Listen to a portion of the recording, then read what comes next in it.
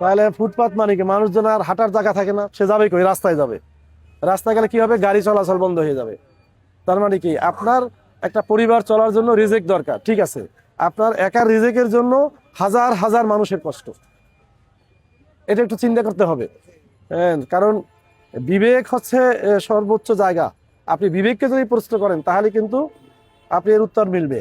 এই জন্য আপনারা রোজার পরে, এখন রোজার দিন আমরা খুব কষ্ট দিব না তাৎক্ষণিকভাবে, রোজার পরে এটাকে বিকল্প ব্যবস্থা করতে হবে।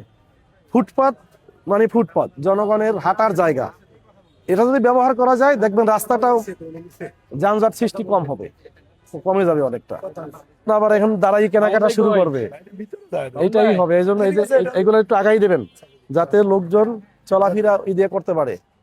আর যখন যখন ক্রেতা যখন আসবে এদেরকে ভিতরে ডাক দিবেন, ভিতরে ডাক দিয়া তারপর মানে বেচা কিনা করবেন। কারণ এখানে দাঁড়াইলে তাহলে রাস্তার লোকজন চলাফেরার বিঘ্ন হবে, গাড়ি ঘোড়া চলতে। এই জন্য কাস্টমার আসলে ভিতরে ডাক দিবেন। ডাক দিলে তো আলাদা তাদের সাথে একটা সম্পর্ক সৃষ্টি হবে, যে দেখছো আমার ডেকে দোকানের ভিতরে নিয়েছে, তাই না?